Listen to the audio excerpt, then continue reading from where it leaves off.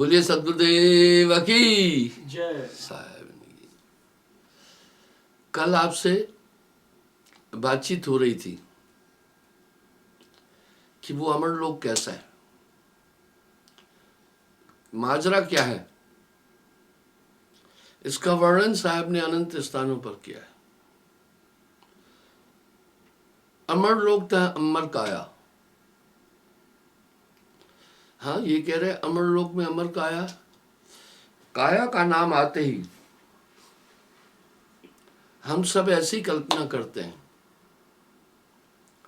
जैसे शरीर की कल्पना करते हैं। अब साहब कह रहे हते विधे अद्भुत रूप पुरुष की काया। अद्भुत कह रहे हैं, काया कह रहे हैं। हम सब काया से परिचित है,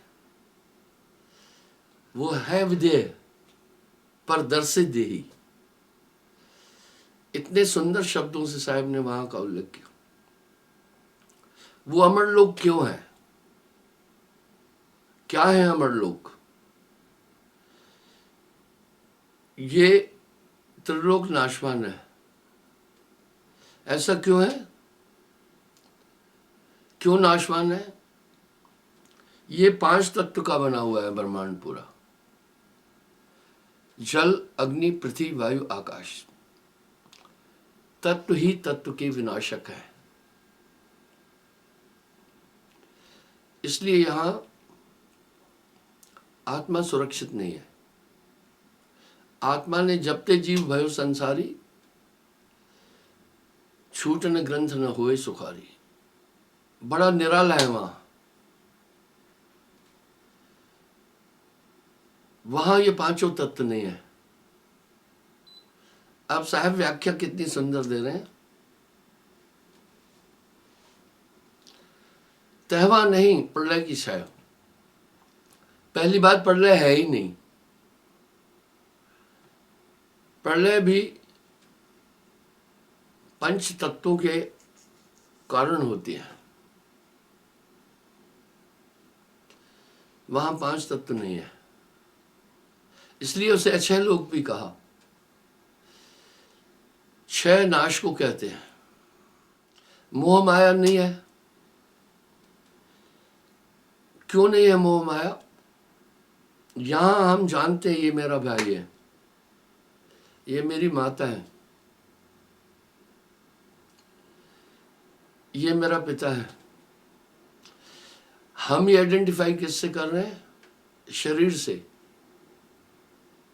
क्या कमाल है वहां। यक रूप सभी हैं, न खुदाबंद न बंदा। यक रूप सभी हैं, न खुदाबंद न बंदा। उस मंजिले नजदीक नहीं काल का फंदा। इसलिए वहां सब एक तरह है। और जो इस संसार में हम देख रहे हैं, काया के अंदर कचरा वहां नहीं है। साहब ने अनंत स्थानों पर उस देश का वर्णन किया, पर आगे क्या कह रहे हैं? बिन देखे उस देश की बात करे सो कूड़। आप तो खारी खात है, बेचत फिरे कपूर। तहमा नहीं 3 गुणन को भेवा। रज सत तम तीनों गुण नहीं है। प्रकृति पार प्रभु सब उर्वासी। ये तो गोस्वामी जी भी कह रहे हैं। प्रकृति पार प्रभु सब उर्वासी। प्रकृति 5 तत्व, उससे परे है वो। और हृदय में निवास करने वाला। नहीं तो ज्योत निरंजन राई। आदि शक्ति भी नहीं है, निरंजन भी नहीं। अक्षर अचिंत तहां न जाई। तहां नहीं शिव शक्ति अवतारा, नहीं तहां अक्षर ओंकारा। ब्रह्म जीव न तत्व की छाया। ये 5 तत्व घनघोर मचा रहे हैं। आप देखें ना,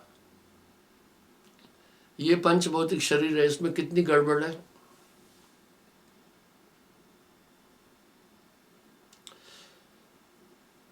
नहीं था 10 इंद्रिय निर्माया।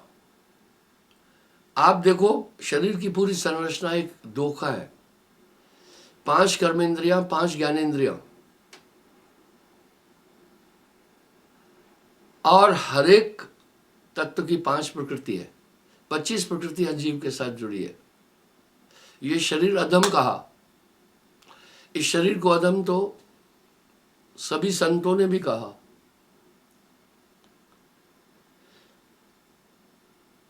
पांच तत्व को तन रचो, जानो चतुर सुजान, इसमें कछ साचो नहीं, नानक साची मान। वाद, इस काया की असारता का भी उल्लेख सभी संतों ने किया। गोस्वामी जी भी तो कह रहे हैं ना, छित जल पावक गगन समीरा, पंच तत्व को अधम शरीरा। शरीर को अधम बोल दिया। ये तन विष की बेलरी, विष की बेल है, विकारों से भरा पड़ा है। गुरु अमृत की खान, शीश दिए जो गुरु मिले तो भी सस्ता जान। वहां काम क्रोध लोभ मोह अहंकार नहीं है। वाह क्या बात है। यहां देखिए, जितने भी अधर्म और जितने भी गलत कार्य हो रहे हैं, इन्हीं के कारण तो हो रहे हैं। काम, क्रोध, लोभ, मोह, अहंकार, पांचों बड़े शत्रु हैं और इस काया में उनका अस्तित्व है। इस भजन में साहब ने इनका उल्लेख बहुत अच्छा किया है। कायागढ़ जीतो मोरे भाई,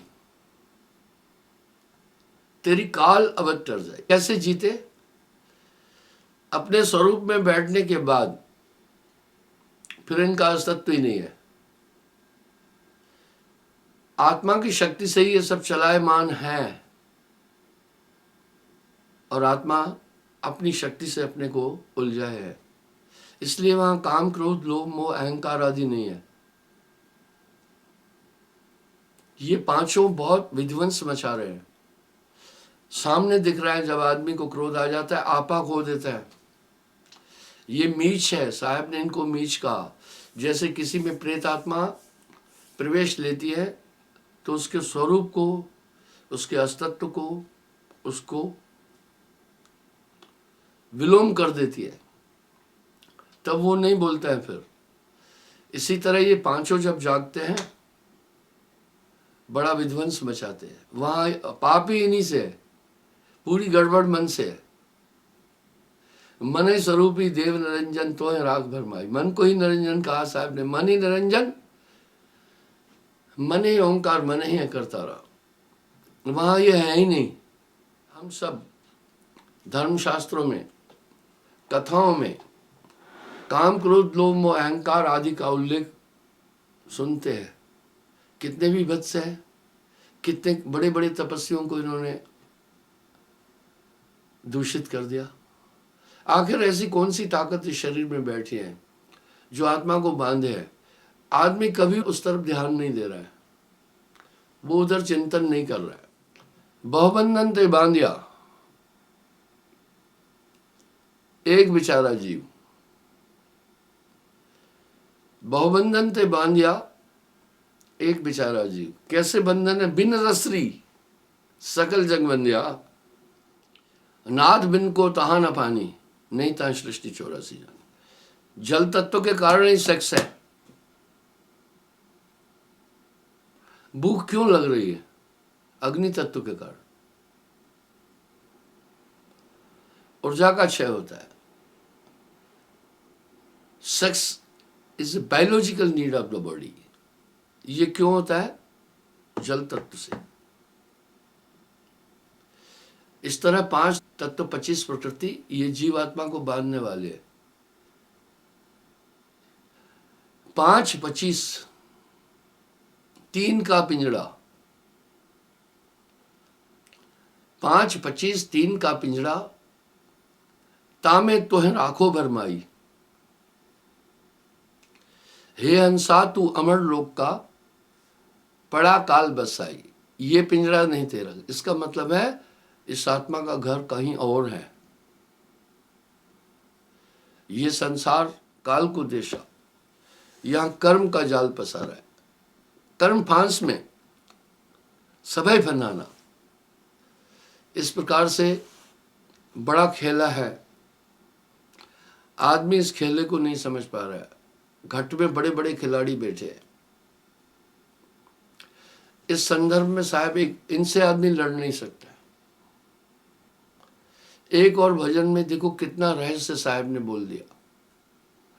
हर एक भजन के बाद उन्होंने अपनी छाप रखी है ताकि कोई मिलावट नहीं कर सके। इस शब्द में कितनी गहनता है। सदगुरु में दीनी अजब जड़ी। कैसी जड़ी है? सो जड़ी मोह अति प्रिय लागे, अमृत रस से भरी। कहा वो जड़ी मुझे प्रिय लगती है। सो जड़ी मोह अति प्रिय लागे, अमृत रस से भरी। 5 नाग 25 नागनी, सूंघत तुरत मरी।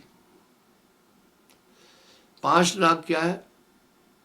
काम, क्रोध, लोभ, मोह, अहंकार।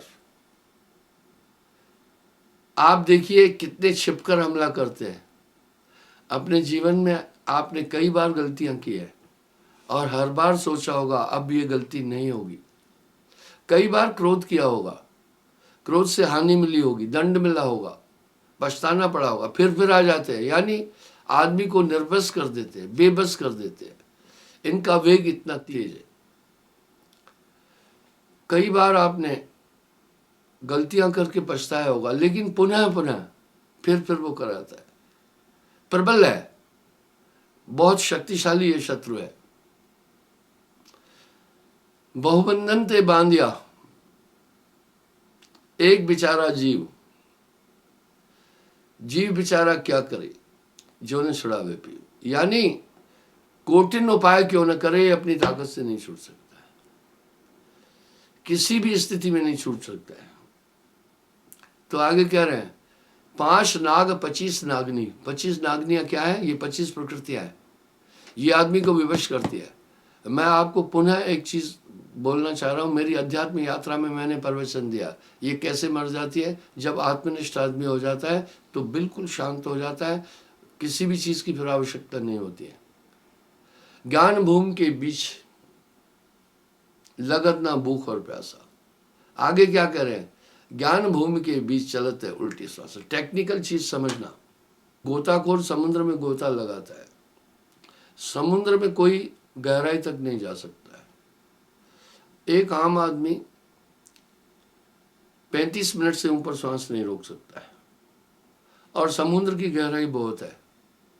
जितना नीचे जाना होता है फिर वापस आने का भी दम चाहिए। लेकिन ऑक्सीजन लेकर जाते हैं ना, उसके बाद वो समुद्र में बड़ी गहराइयों तक जाते हैं। इसी प्रकार जब एक नाम की ताकत आ जाती है, उस ताकत के बाद में ये सफर बहुत आसान हो जाता है। ऑटोमेटिक आपको अंदर से संदेश मिलते जाएंगे।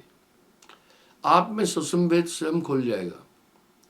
इसलिए नाम के रे प्रताप ते भय आन के आन। नाम मिला तो सब मिला, अंतर रही रहित। तो नाम की ताकत जब आ जाती है, ये पूरे नियंत्रित हो जाते हैं। कैसे हो जाता है? मैंने कई बार एक उल्लेख किया है, सुषुम्ना बोलते रहते हैं। मैं कहता हूं भैया मुझे आप ये बताओ सुषुम्ना खुलती कैसे है क्या सुषुम्ना? जब मैं उनसे ये पूछता हूं, उनको पता नहीं है। वो इधर उधर कन्नी काट देते हैं। पर सुषुम्ना का उल्लेख क्यों कर रहे हैं? क्योंकि साहब ने सुषुम्ना का उल्लेख किया, संतों ने सुषुम्ना का उल्लेख किया। उनको पता ही नहीं है, एबीसीडी नहीं मालूम है सुषुम्ना की। अभी जब मैं सुषुम्ना पर प्रवचन दे रहा हूं तो काफी पंथ इसको अपने में समाहित करके मेरी वाली बात को घुमा फिरा करके बोल रहे हैं। मैं माफी चाहता हूं, अहंकारी नहीं हूं। ये तो मेरे लोग भी आकर बोलते हैं। दरअसल सुषुम्ना खोलने के साथ अभी देखिए लाइट, बिजली है, सभी चीजें काम कर रही है, माइक काम कर रहा है, बल्ब जल रहे हैं, कंप्यूटर काम कर रहा है और जितनी इलेक्ट्रॉनिक चीजें काम कर रही। एक लाइट चली जाए सब ऑफ हो जाएगी। सुषुम्ना खुलने के साथ पूरी ऊर्जा और श्वासाएं ऊर्ध्वमुखी हो जाती है।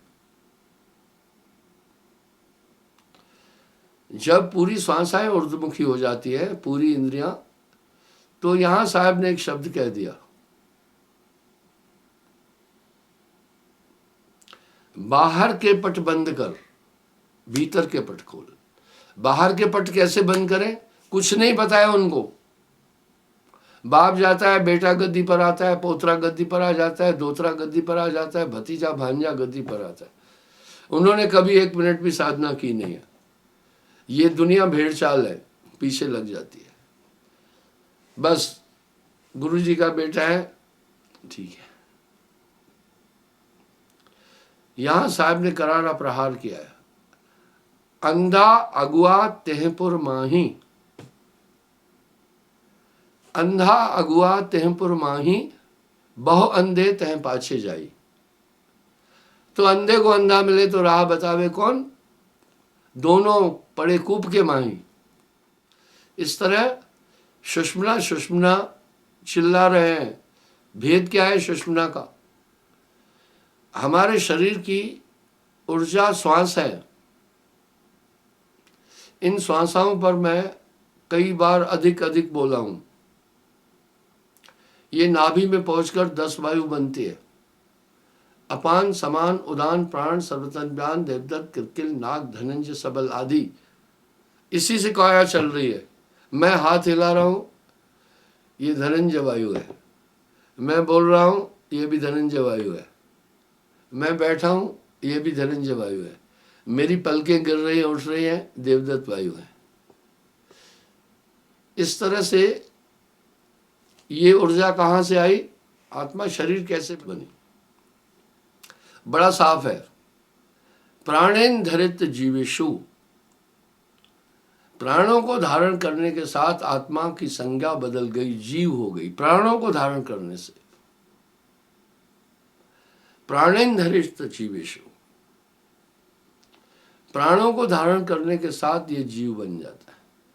क्योंकि ये काया माया एक ही जानो। काया में तब बड़े तरीके से आत्मा को फंसाया है। आज्ञा चक्र में आत्मा को स्थित किया।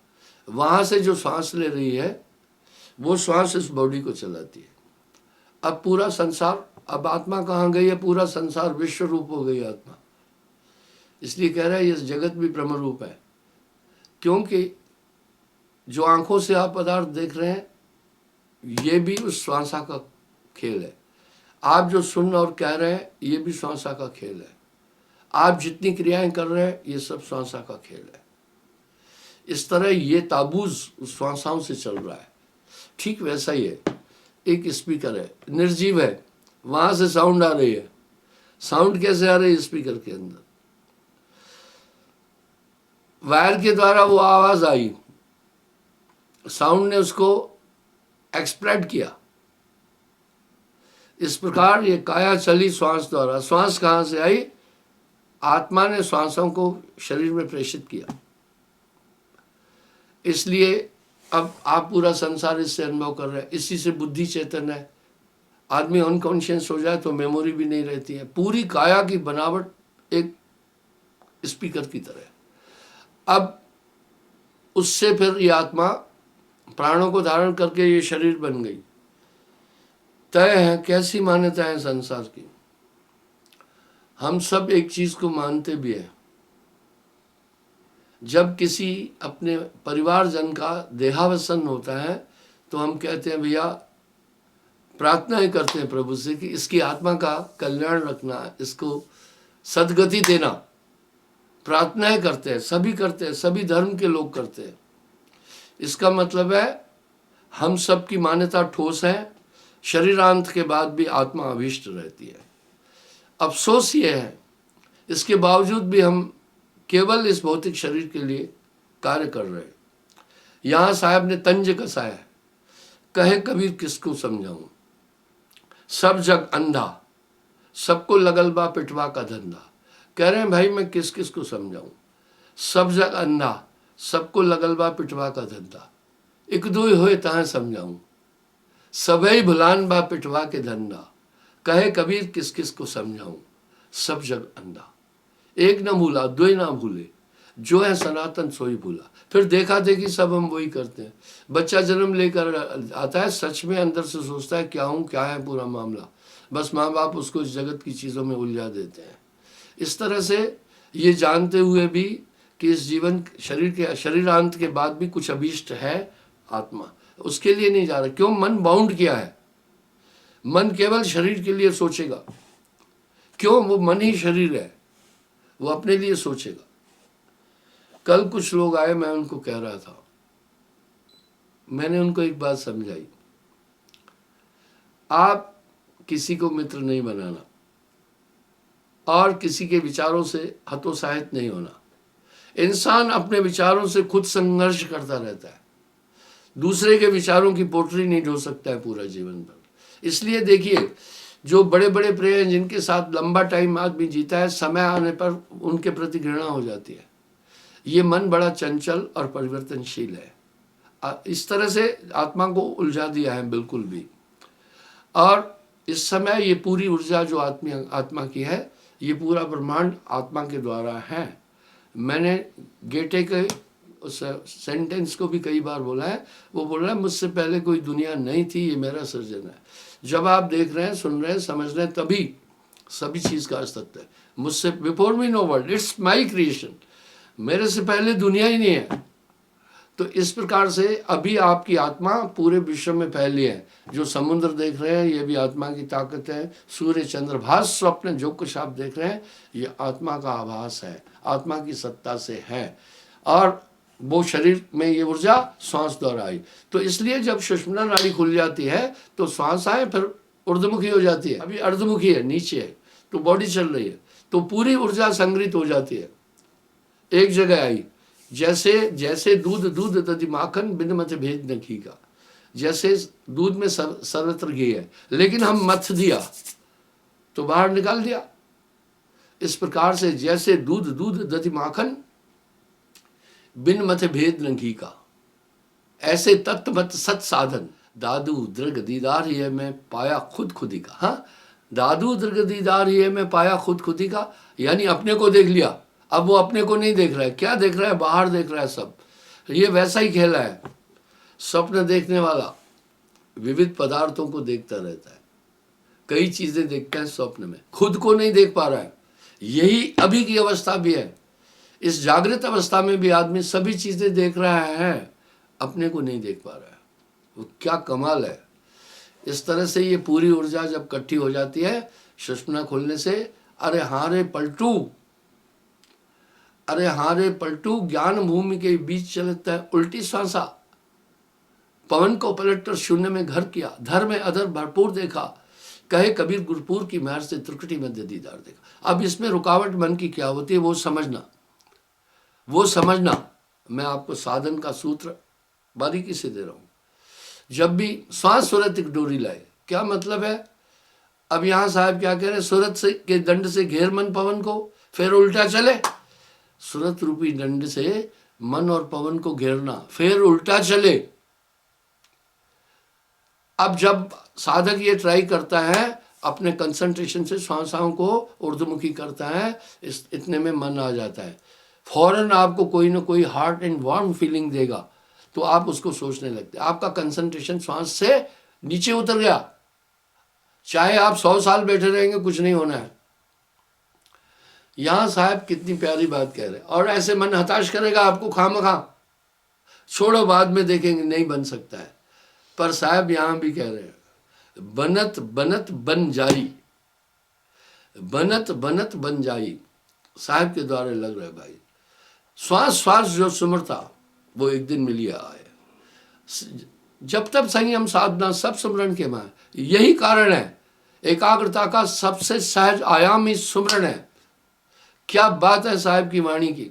जब तक संयम साधना सब सुमरण के मां है, कबीर जाने संत जन सुमरण सम कछु ना है। इस प्रकार से यहां मीराबाई का शब्द भी बड़ा सार्थक है। पिया मिलन की चाह, परमात्मा से मिलने की चाह, चरण आगे धरूं, ता सिलहली गैल चढ़ूं गिरगिर पढ़ूं। सिलहली क्या? सीलन तो आप जानते हैं, जहां हमेशा कीचड़ हो, और धूप नहीं पड़ रही हो, वो पानी सीलन में बदल जाता है और वहाँ सीलन में सिलपन होती है, स्लिप हो जाएंगे आप चलेंगे तो। मीरा कह रही है सूली ऊपर सेज पिया की कैसे मिलना होए, वाह सूली ऊपर सेज पिया की कैसे मिलना होए। इन शब्दों का लोगों ने मीनिंग अपने मनमाने तरीके से निकाली, उनको अंतर्मुखी है ही नहीं, वो तो बाहर मुखी है। तो इस तरह से जब पूरी श्वासा सिमट जाती है, पवन को पलट कर शून्य में घर किया, इस सुषुम्ना खुलने के साथ दोनों स्वरों में आपका श्वास चलेगा। बीच में अगर मन, अब यहाँ क्या कह रहे हैं साहब वो भी समझिए, सूरत के दंड से घेर मन पवन को। हाँ, मन और पवन को घेर लेना। मन सक्रिय किससे हो रहा है? पवन और शरीर के द्वारा, इंद्रियों के द्वारा। लेकिन जब पवन को पकड़ लिया, मन पकड़ में आ जाएगा। अभी वो क्या करेगा? वहां कल्पना लाएगा, बिटिया का ब्याह करना है। आप साधन में नहीं बैठे, आप तो बिटिया में उलझ गए। अचानक फिर लाएगा ख्याल, बेटे का ब्याह होने वाला है, 2 कमरे बनाना है। आप कमरे बना रहे हो, वहां यही मन उलझाता है।